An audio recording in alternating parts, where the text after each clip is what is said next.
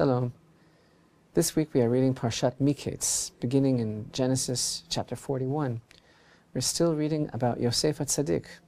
In fact, in this week's Torah portion of Miketz, at the beginning of our portion, Pharaoh is dreaming and Yosef is still in prison. But very quickly, Yosef is catapulted to the very pinnacle of power. And what's more, it was given over to him by heaven to provide sustenance not only for his family, but ultimately for the entire land of Egypt. Yosef's brothers come down to Egypt to purchase food, and they have to deal with this seemingly harsh, very severe official. Throughout this parsha, Yosef chooses not to identify himself just yet to his brothers, but instead he orchestrates a very complex series of tests for his brothers to determine their level of solidarity to each other, their faith, and also to ascertain their true nature. But what about Yosef's relationship with his father Yaakov? The standard interpretation and understanding is that Yaakov long ago gave up his beloved son Yosef as dead and never expected to see him again.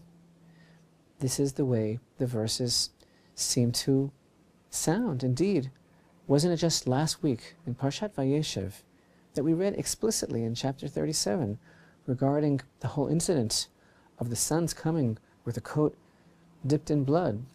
We read these verses. They dispatched the fine woolen tunic and brought it to their father and said, "We found this. Identify, if you please, is it your son's tunic or not?" He recognized it and he said, "My son's tunic, a savage beast devoured him. Joseph has surely been torn to bits." Then Jacob rent his garments and placed sackcloth on his loins. He mourned for his son for many days. All his sons and all his daughters arose to comfort him, but he refused to be comforted. And he said, "For I will go down to the grave mourning for my son."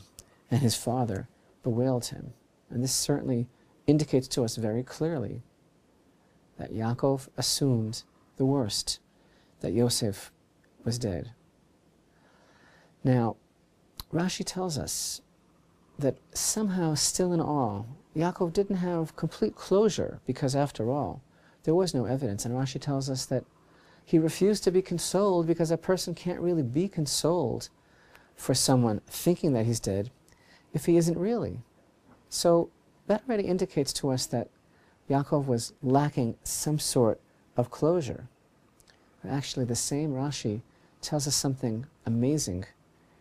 On these very verses from last week's Parsha, Rashi tells us that at that moment, somehow, there entered into Yaakov, into the patriarch Jacob, some sort of a flash of divine inspiration, some sort of muted, watered-down level of prophecy, albeit not clear, but Yaakov realized something was going on. And when he uttered these words, "A savage beast devoured him," Rashi says he really had some sort of a flash about what was going to happen regarding the temptation that Yosef was to face with his master's wife. And that these words, "a savage beast," actually refers to her. And this already seems to indicate that perhaps there is more beneath the surface, more between the lines that we read in the Torah regarding Yaakov's attitude about what really had happened. Indeed, there is a tradition, and Rashi refers to this here as well, that for whatever reason this was supposed to happen, and Yaakov was not to know about it. Indeed, our sages teach us that even Yitzchak, Yosef's grandfather, was aware all those years that Yosef was truly alive. But the brothers, the holy brothers, the tribes of Jacob, they made some sort of an oath, of a pact, of a pledge between them. And the Holy One, blessed be He Himself, say our sages, was part of their pact, that Yaakov was not to know the truth about this. He wasn't supposed to know, so that whatever had to happen would happen for the good of the whole congregation of Israel. for the way that things would have to go down. But what does this really mean? This is very, very difficult to understand. And on the deepest levels, if we really study the words of our sages, and there are many, many indications of this that we can't cover completely now, but there are many, many indications that on some level, just as now from the very beginning, when he saw something about that savage beast, and when he refused to be consoled because there can't be closure for someone that's still alive, there are many indications throughout the verses themselves, as amplified by the understanding of our sages, that on some level, Yaakov indeed knew that it wasn't over, that this wasn't the whole story, that somehow Yosef was not dead. He knew something was wrong with the picture. He knew that he wasn't being told. He saw something. And you know, this really comes to a head right now in this week's Torah portion. In this week's Torah portion we find a very unusual 2 verses. It's the beginning of chapter 42 of our Parsha, Parashat Miketz. And there we read in the very beginning of chapter 42, verse 1, Jacob saw that there were provisions in Egypt. He saw that there was food in Egypt. So Jacob said to his sons, "Why do you make yourselves conspicuous?" And verse 2 reads, and he said, "Behold, I have heard that there are provisions in Egypt. Go down there and purchase for us from there." So verse 1 of chapter 42 begins with the expression Jacob saw, which actually here in this particular Tanakh is translated quite well as, and you'll see why, translated as he perceived, even though the word is Vayar Yaakov, which means a physical vision. Here it's translated based on the wisdom of our sages. He perceived, he saw in his mind's eye, he knew that there was food in Egypt. In Hebrew, shever, provisions. Vayar Yaakov ki yesh shever b'Mitzrayim. Yaakov saw, or more correctly perceived, that there was provisions, food in Egypt. But of all the words for the Torah to use, there are many words that describe food or provisions or grain. Shever is an unusual word. Also can be seen as referring to a break, to a crisis, to a trauma. And also as a play on words, the same letters can be pronounced sever, which is a form of a word meaning hope. In other words, our sages say, at this point, chapter 42 and verse 1 indicates a turning point in the level of clarity of Yaakov's prophecy. And Yaakov now saw that his sever, his hope, is in Egypt. This, our sages tell us, was another sparkling of a glass not so clear, a muted level of prophecy in which Yaakov began to see that Yosef indeed is in Egypt. And the more that we study the words of our sages, the more we realize that Yaakov consistently knew that something was up, and that it wasn't exactly as it appeared, the situation. He wasn't being told the truth. Somehow Yosef was still alive, and there are many more examples of this. Just last week again in Parashat Vayeshev, when Yosef was about to succumb to temptation with his master's wife, our sages tell us that he saw a vision of his father.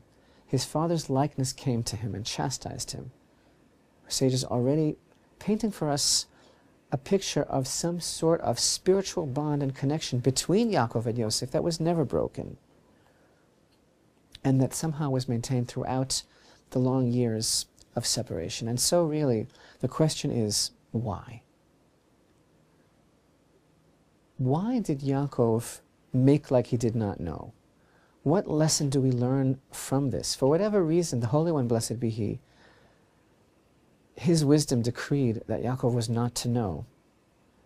But Yaakov began to figure this picture out. He began to unravel all of the parts of the puzzle, and yet he was obliged to go along with a charade and not let on that he knew that Yosef was still alive. And there are so many levels of understanding and explanation within the whole mystery of Yaakov and Yosef. But I think that one of the most important and one of the deepest explanations that we can learn from for our lives regarding the relationship of Yaakov and Yosef has to do with one of the deepest ideas of a relationship between parents and children.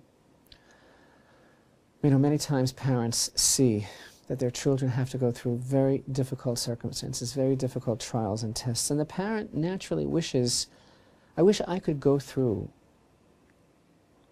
what he has to go through for him. I wish I could do it for him. I wish I could just take care of it for him so that he doesn't have to deal with that. But we cannot live our children's lives, and we can't do it for them. And sometimes a parent, as painful as it may be, has to be somewhat passive, aware, and monitoring the situation and watching from a distance, just as we learned again in last week's Torah portion, those beautiful words, Va'aviv shamar et hadavar. We learned that when Yosef had his dreams, while Yaakov publicly chastised him for words that seemed to cause jealousy, evoke jealousy amongst his brothers, Va'aviv shamar et hadavar, the Torah testifies that his father actually kept the matter in mind. He was waiting and watching. And as Rashi tells us, he was waiting, when is this going to come true? And sometimes one has to watch from a distance because Hashem makes himself known and felt within each life and within the lives of each of our children as well. And as much as it hurt him, Yaakov knew that he could not intervene in the process that must take place between Yosef and Hashem, that Yosef would indeed make himself known, that Hashem would indeed make himself known to Yosef and manifest himself throughout his life on a very personal level, and that Yaakov was not going to be able to change what Yosef had to go through in Egypt and what Yosef would have to do in order to find Hashem in his own life, in order to find Hashem's purpose in his own life. And I think that this is a major lesson for all of us, that finding that purpose, the purpose that Hashem has for each of us in our lives, that cannot be done by a parent for a child. It can't be done in absentia or by proxy, because finding that purpose has to be left up to each and every one of us.